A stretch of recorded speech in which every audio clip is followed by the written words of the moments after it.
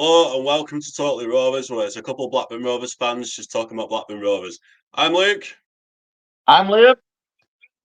And welcome aboard, everyone. Thanks for joining us. So, how are you today, Smithers? Is everything all right? I'm doing very good, thank you. Yeah, been a busy week at work this week. Um, I mean, time of year, isn't it? Barbecues and garden furniture. People want it, so especially with the weather being nice this year. I mean, we've got a bit of rain at the moment, but on the whole, we've had one of our better summers for weather. So yeah, busy, but doesn't stop me from being able to do things like this. No, How not at about all. yourself? Not at all. I'm pretty good. I've been on annual leave this week. I've just been sorting out and reorganising stuff around the house, sorting out the garden. I did mow the lawn this morning, made sure all proper trim and even before it started raining, which is good Yeah, to, which I was relieved to have done. I've sorted out most of the garden really, getting all the weeds out and trimming the hedges, that sort of thing. And I've got a new desk for the computer, for my laptop, and I assembled it, which is quite therapeutic. But anyway, enough of that. We're going to be talking about Rovers. So on this pod today, we're going to be looking at the transfers with a bit of a transfer roundup, and then we'll look yep, at the importance of the academy for Blackburn Rovers as well. But absolutely. first, we're going to talk on the transfer. The big news, of course, is that Andi Weimann and Danny Bart have left the club.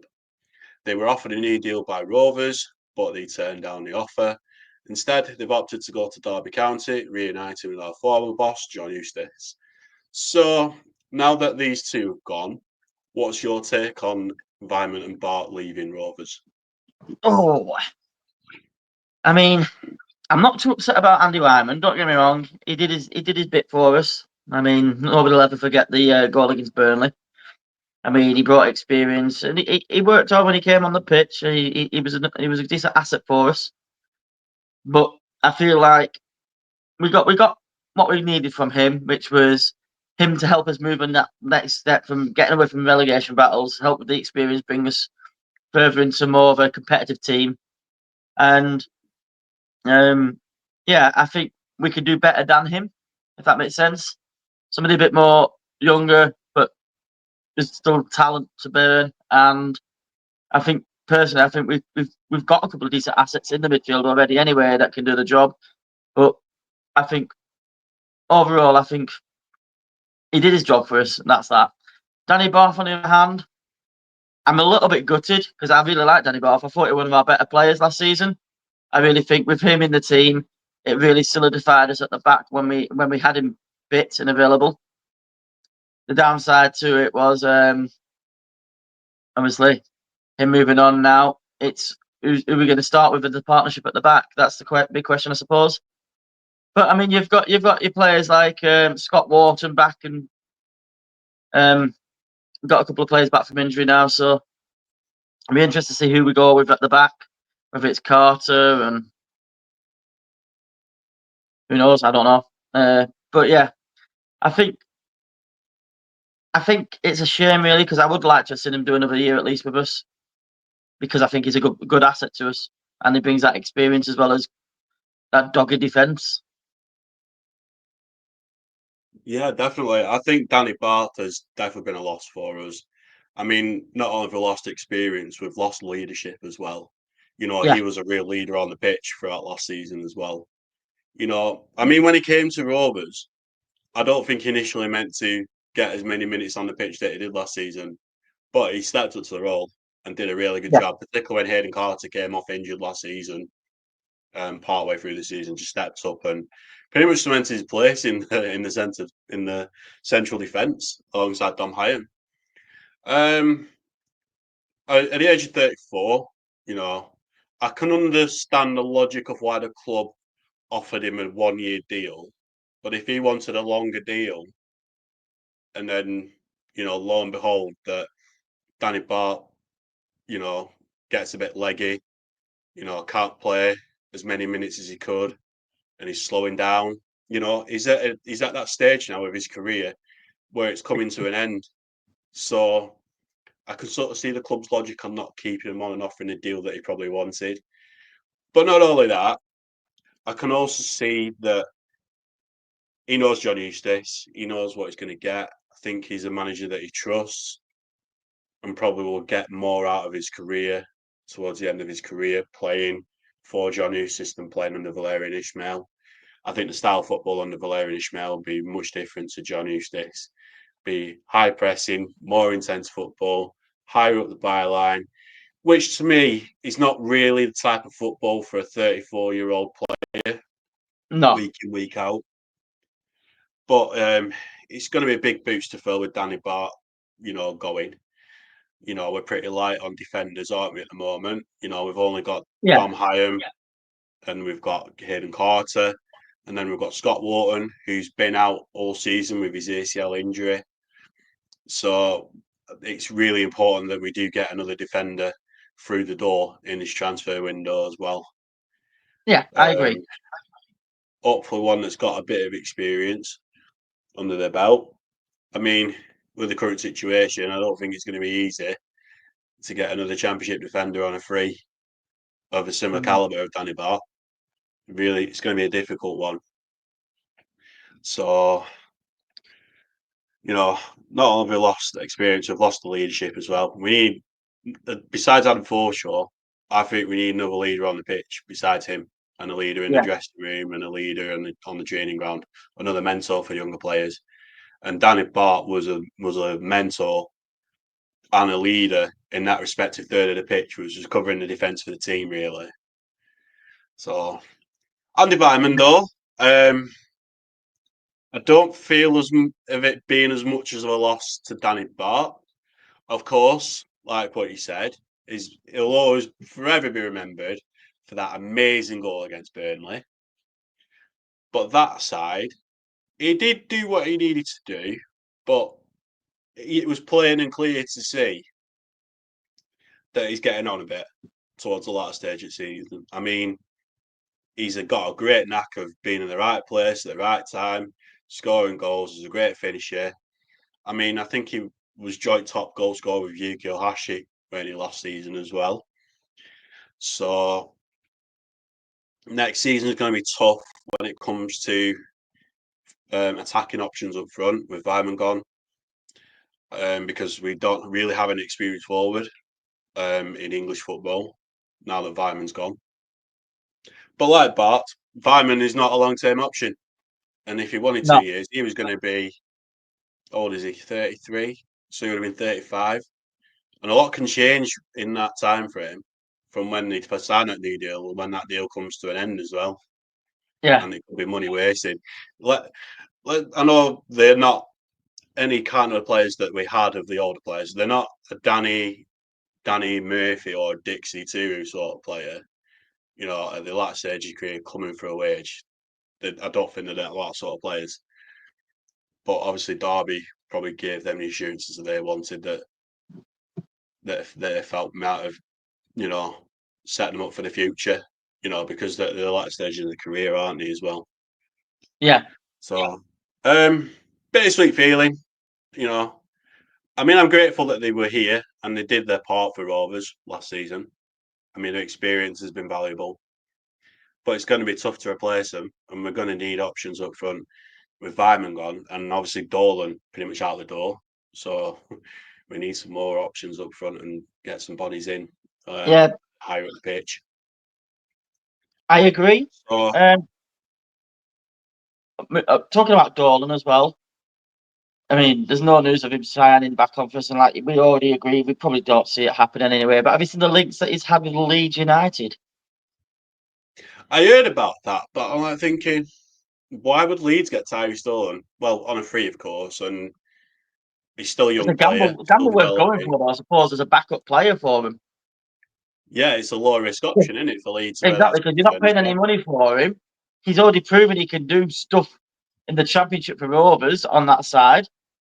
What's the harm in having him as a backup option on a free? Yeah, that's true. I suppose it's a low risk option for Leeds to take. So, and Tyrese Dolan always stays fit as well. I mean, his injury record is very good in it where forwards are concerned.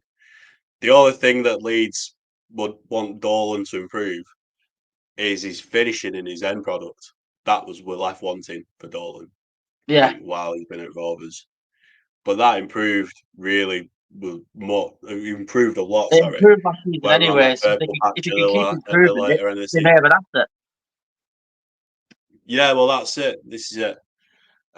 Another sign that Dolan is definitely not coming back. Well, I think he's definitely not coming back. Is that Todd Cantwell has got the number 10. Is the number 10 on the squad number now for next season, Yeah, which this is is always true. Cantwell's number, ain't it, as well? So that's another sign that Dolan's not coming back. And I think the club very much get prepared and ready for next season without Dolan here, from the looks of it. That's what it looks like from where I see it. So no one knows where Dolan's going to go. I think there's going to be a few interested parties.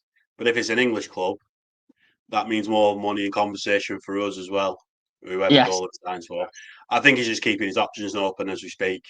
And this saga's still going as we speak as well. Yeah. So the three players that we wanted to keep and are going on freeze, I think it's pretty much set in stone now. Well, it is set in stone with Batth and Weimann. The rumours, the saga's over. Everyone Did knows you where get he a chance stands to watch now. that video from Tavares that I sent you? Pardon? Did you get a chance to watch that video of that new player that we've got, Tavares, that I sent you? Yeah, he looks really good actually. Speaking Mm. of our transfers as well, he's got some pace on him, hasn't he? And he's He's got some passing pace. He's good at transition. and composure. Yeah, definitely. He could be the box midfielder that we need. Pity that he's Yeah. injured though. Say In again? training. So pity that he's got injured though. Well, this is it. This is true. At least he's in pre-season now, rather than Yeah. And let's hope that's not a sign of things to Christmas or come. January. Yeah, let's hope there is a sign of better things to come in that regard as well. Yeah. I don't want another injury asset that's injured half the time. No, we don't want another Vince Grella on our hands, do we? No. Or another Arne Sigurdsson. Well, I yeah, think Sigurdsson exactly. was the worst example of that really out of the players that we had that spent more time in the physio than on the pitch.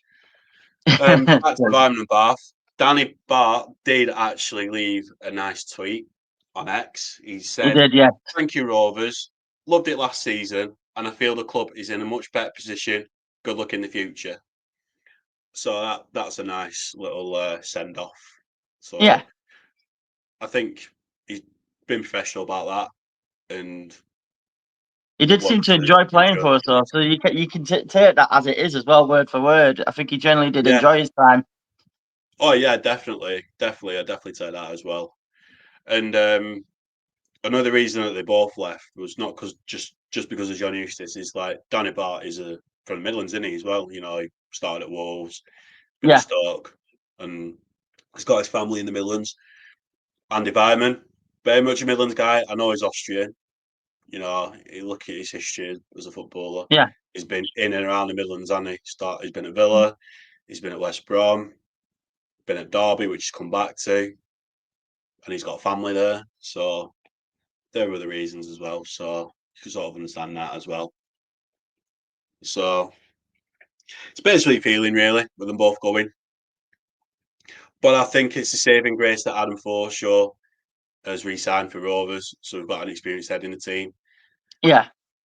But he's Don't the think he'll only play player. overly too much, but I think he is that sort of experienced leader that you need on the pitch when you are needing to grind out results. A sort of player that can come on like 70th minute, help organise a team, get them sorted. Because I don't think see him as a starting asset, to be fair. But you No, never I know. don't see it at all. I don't see it at all. I mean, they didn't overplay him, and I'm sure Oh yeah, Ismael will be quite cautious of that. But I mean, from what we've seen towards the back end of last season, Ismael was actually keen on rotating players and giving the youngsters a shot, which Eustace never really did. He held himself back on taking that risk.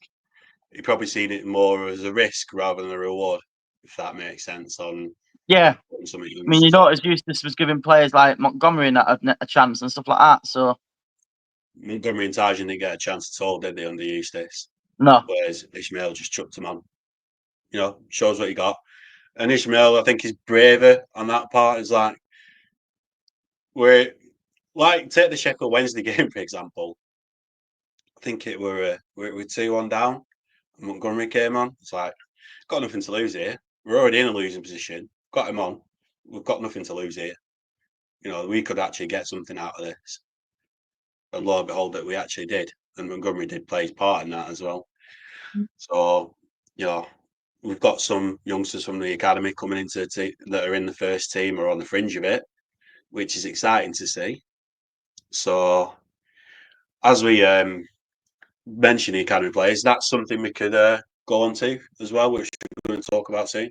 And speaking of transfers, Conor Reardon's been loaned out to Doncaster Rovers. I think that reason behind it is to get him more experience, get him regular minutes, build him up and develop him. He's a big lad in he as well, but he needs to buff up a bit more, and he could definitely be, if he proves himself and does well, he could be another option in the centre backs as well. With Wharton and Carter, who came through the academy as well, into the ranks as well of the first team, which should be quite good to see if it all goes well. And last but not least, Jake Batty, who was offered a new deal by the club. He accepted it, and he's on for a 1 year deal, and will be with another option to extend it to 12 months once that 1 year's up. Yeah. So got another youngster in the academy on the books as well into the first team. And speaking of academy, like you said, I think it plays a massive.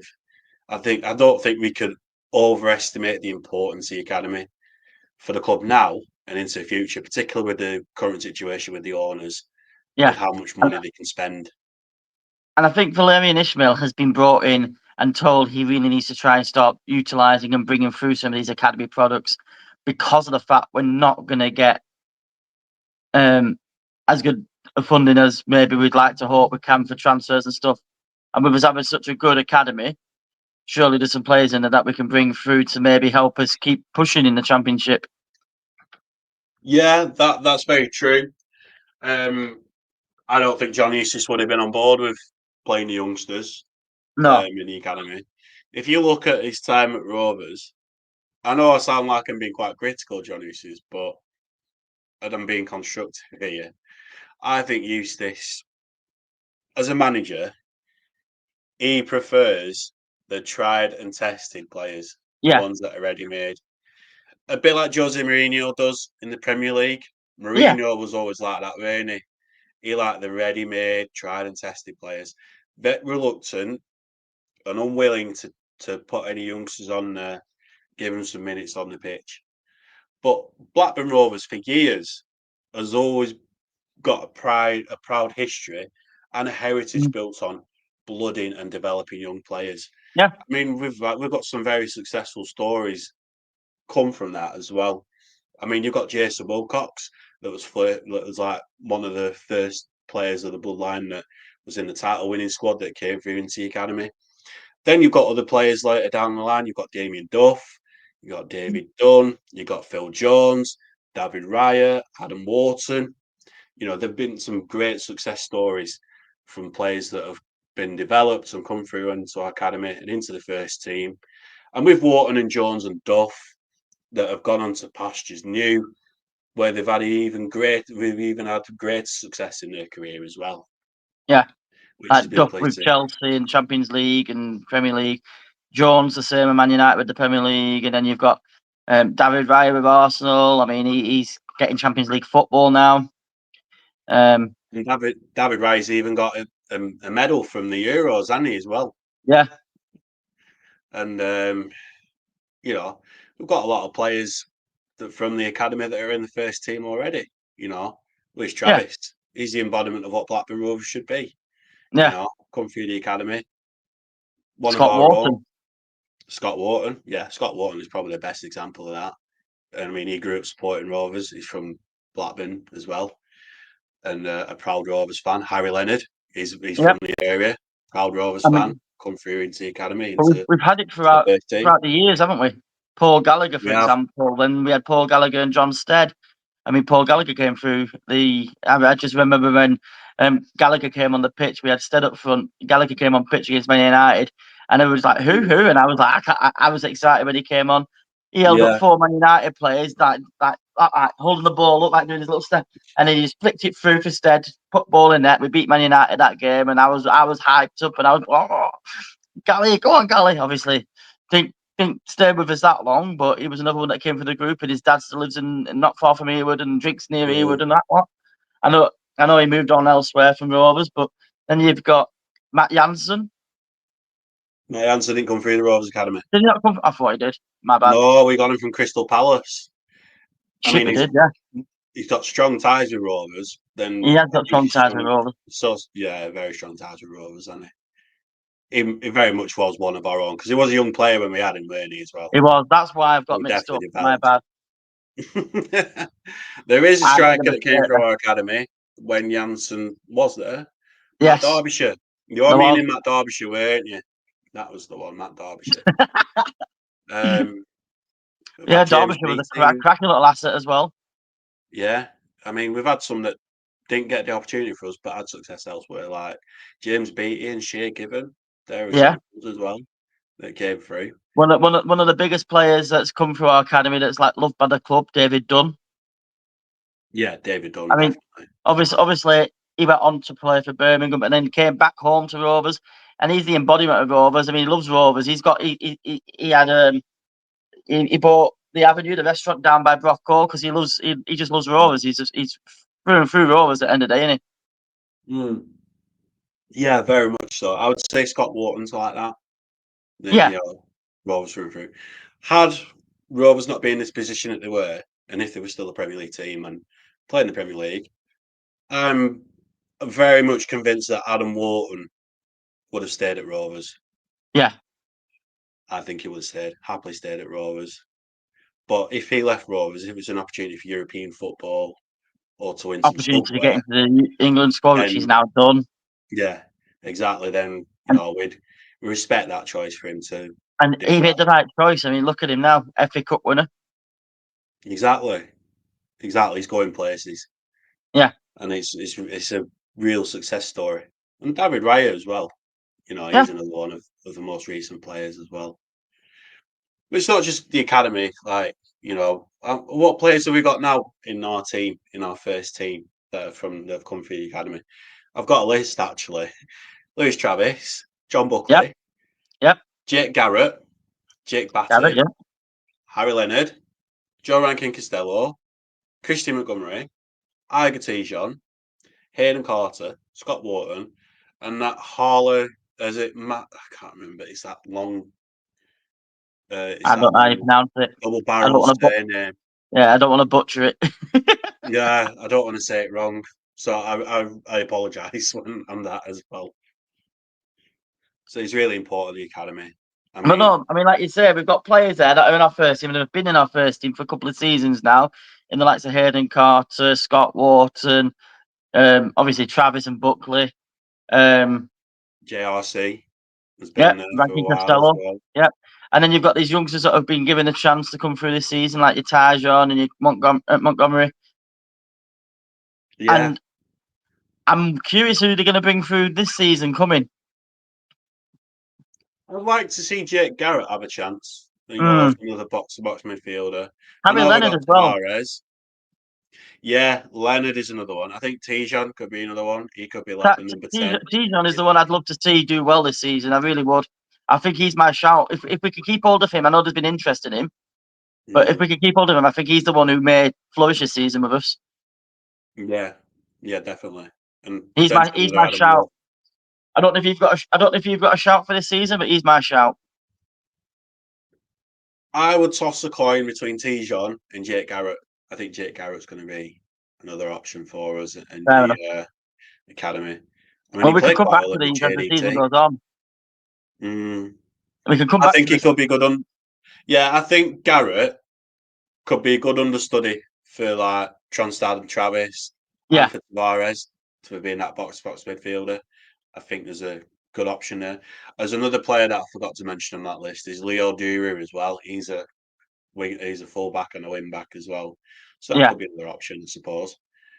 But we're not really blessed with forwards, or are we on the right hand side? Because on the left No. hand side, we've got Hedges, we've got Dion Deneve, who we just signed, and we've got Augustus Cogbo, and obviously you've got Pickering and Ribeiro on that left hand side. Then we've got the right hand side. We've got Britton, we've got Montgomery, Joran Costello. That's about it. So, Have we got anybody we can bring through from the youth that you think might fit, or do you think we need to go out and buy somebody or bring somebody in? There's not really any players that I know that could go through into that right flank. I mean, the only player we've got as an option to go on the right flank, further up, of course, is Ohashi. But like we mentioned before, Ohashi's better playing centrally rather than out wide. That's how I see it with Ohashi. I think that's the only option. So Really, I think that says it all. That we need to go into the market and maybe bring in, whether it's a loan from like Brighton or Liverpool or something like that. When these youngsters, we always do well off Brighton and Liverpool. We laugh about it, but Harvey Elliott, Owen Beck, and we've had some good ones from Brighton as well. Jean-Paul Van Heck. I mean, look at him now. He's starting every game for Brighton these days. Harvey Elliott. Yeah, Harvey Elliott took the Euros by storms. The under-21s. And he scored one of the winning goals in that tournament. And he scored one of the winning goals in that tournament. I mean, I mean, not just the academy as well, like you said. We're very good at developing players that have been loaned out to us and have had very good spells. And this is another thing. Elliott, Owen Beck is another example of that as well. You know, he had a very successful loan spell with us. And this is another good point about us with the youngsters, giving opportunities to youngsters and developing them. I mean, not just from our academy, but I think we could do with doing that more, to be fair, because we've got a young academy. But maybe, like I was saying then, some couple of decent loan signings like your Elliott's, your Becks, because look where they get to. Jean-Paul Van Heck, starting lineup for Brighton now. Harvey Elliott, in and out of that first team of Liverpool all the time, firing in the Euros. Owen Beck, I'd like to see where he is in a couple of seasons' time because he looks like he's a good asset. I have read that Liverpool are wanting to keep Owen Beck as well, and they're close to monitoring him and seeing him as an option going forward. So it would be really interesting to see who we bring in on loan this time around, youngster-wise, because I think we get that right, and I think we could do well again. I wouldn't mind seeing, like you say, somebody on the right hand side. Yeah, it'd be interesting to see. It really will be interesting to see. The other player that we had on loan that has had a successful spell later on, you know, like Harrison Reed and Toshin as well, who's at Chelsea. You know, he's won the Europa. Yeah, Toshin to the right for Chelsea. Yeah, here another one as well. Worth touching. Yeah, I forgot about Toshin. Yeah. When we talk about the forwards before, with Dolan going, there's a greater need for getting at right wingers. Oh yes, there's a greater need for getting right forwards. We need to get about 2 in at least, roughly. What I think the places we need to identify going forward now for Rovers is we need some right wingers, maybe a striker. We need a striker, don't we? Really? Do we need a striker though? If we bring in a decent right winger, we've still got Ohashi, we've still got Max Targay, we've got Harry Leonard in the first team this season. So there's 3 possible strikers there. Yeah, that's a fair point. I think Leonard. This is really the time for Leonard to shine next season. This could be his opportunity to step up. Yeah, that's what I meant. That you phrased that better, actually. If he can step up, stay fit, and get the goals, because I've already seen the glimpses there from Harry Leonard when I watched him last season. He knows where to be. His positioning's great. He's an intelligent footballer. He reads the game well. He knows when to be in the right place at the right time to get the ball in the net as well. And he's a good finisher, Harry Leonard. Yeah. He just needs to strengthen up a bit. We've got good cover on the fullback position. We've got good cover at the fullback positions because you've got your Montgomery, you've got your Britton on one side, you've got Ribeiro. Harry Pickering. My mind was going blank. Then I'm like, I'm like, you've got Deneve who could play there as well. Ryan Hedges can sort of play on the right as well. But Ryan Hedges to me is more of a left-sided player, not a Yeah. right-sided player. And then you've got your two defensive midfielders in Tronstad and Travis. They kind of just run the show. Yeah. And then you've got, like you say, you've got Garrett who can play there, you can learn from them. You've got your box-to-box midfielder in Tavares who could play alongside either of them to maybe be the guy that pushes back and forth. You've got Tijon coming through. So Tijon will be more further up, like Cantwell, won't he? I'm about to say, he's more understudy to Cantwell, but he's still midfielder. I'm saying we've got cover in them positions, sort of thing. It's the right hand side I think we need, and maybe one more centre back. Yeah, we need a right forward and a centre back, I would say. Yeah. With Danny Bart going and Andi Weimann going, I think the options there is needed. Gary Stolen, yeah. Gary Stolen as well, yeah. At least we can play for two of them. I think there's a greater need for getting them reinforcements in as well. We're going to have to, no doubt, the scouting and recruitment team are going to be box clever about this. They're going to be looking abroad more than anything. And if they Is there anybody else? Is there anybody else we've failed to mention in the youth? I mean, because look at, for example, there's that 13-year-old that Chelsea snapped up, and they paid it what 750,000 for him, running up to maybe £1 million. The offers between £750,000 to £1 million. Yeah, I'm not sure what to make of that because we got look what happened to Ash Phillips when Tottenham came sniffing round. He's not even been in the no, but these are good assets that we could have had that we've lost. I mean, look at some of the recent assets we've lost. Ashley Phillips. And what's that one who went to Newcastle as well? Yep. That 15-year-old. Don't see him anywhere near the fringe of the first team at Newcastle, do you? No. But this is the thing. They could have been good assets for us. But the big clubs see potential talent, come in, offer a little bit of cash at us, and they know we need the money, and we're like, yeah, go on, and off you go. And if we can just instead of letting them sort of players go, keep hold of some of them sort of players. I mean, Ashley Phillips could have been playing on our team, and we probably would have benefited from Ashley Phillips because he's a decent player. Yeah, I think the agent influenced his decision on going. I think. Yeah. I wonder how he feels about the decision now. I can see why Phillips went though, because the prospects at Tottenham are great, aren't they? Yeah, you got Premier League football for a kick-off. You're potentially playing in Europe as well, but it's very difficult to break into that first team. I mean, if we're talking about Tottenham with players that come through into the first team, there have been a handful that only do that. Harry Kane got loaned out a few times, didn't he? Yeah. When he was at Tottenham, developing into a team. He was at Millwall, he was at Norwich, and he was at Leicester, and then came back, a proper decent striker. And I think Harry Winks is another one that came through the academy that springs to my mind.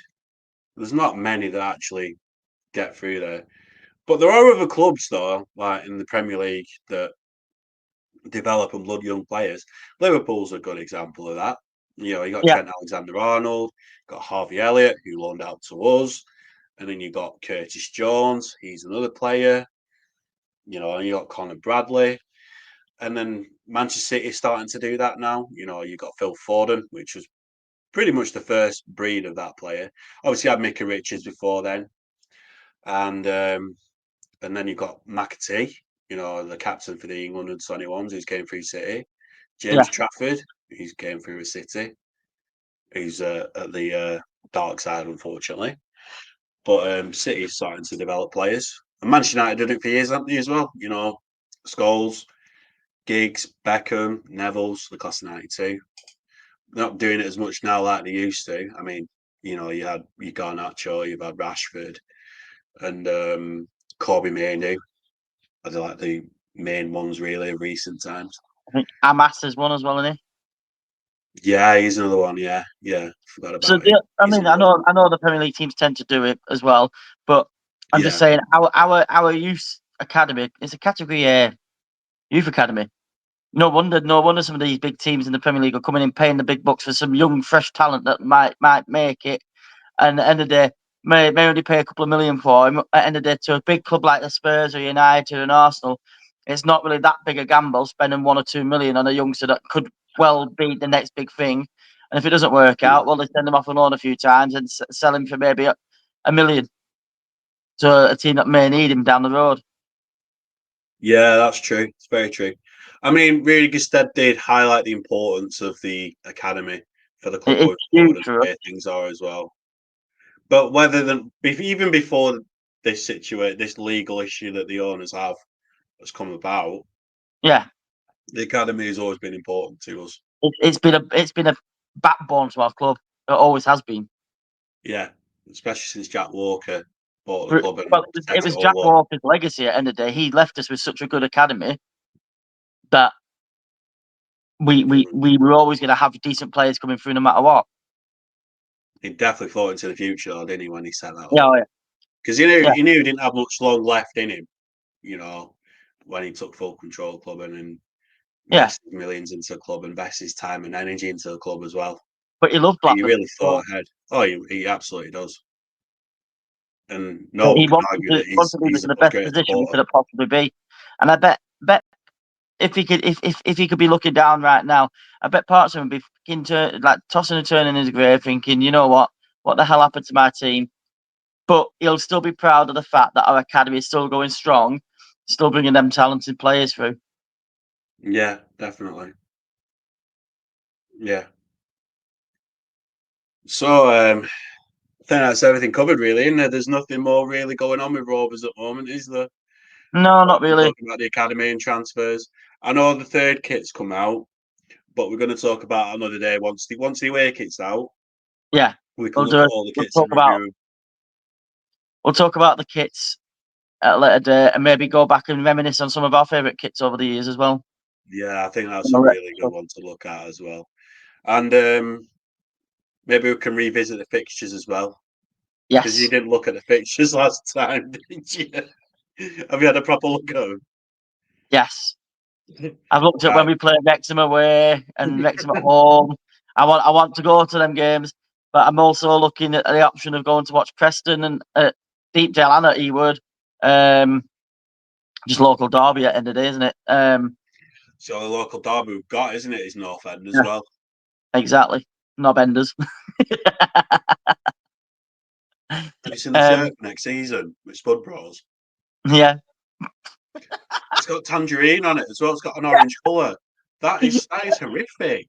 Who came up with that idea? If I was a North End fan, I would be repulsed. Yeah. It'd be like us having a sponsor with clarets on it. I wonder how many shirts of them they sell this season. I reckon they might sell a few though, because Spud Bros have got a big following, haven't they, online? They're like but who's gonna? How many Preston fans are going to want to be seen dead in a top that's got tangerine on it when they hit Blackpool? Exactly. This is the point I'm getting at. It'd be like us having a sponsor written in a claret and blue. Yeah. Yeah. Well, claret and sky blue. Yeah. It would be repulsed. Could you imagine us having a little sponsor middle of the shirt that's basically in claret and blue? Rovers fans would go mental. No one would buy the shirts. No.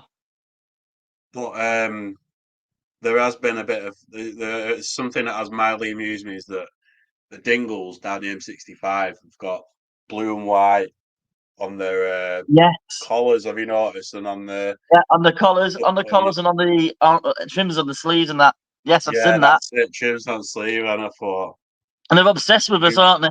They're obsessed. I was like, that's a great wind-up joke. Whoever designed that, and they thought, oh, yeah, we'll have that. And not thinking that blue and white could be Rovers there.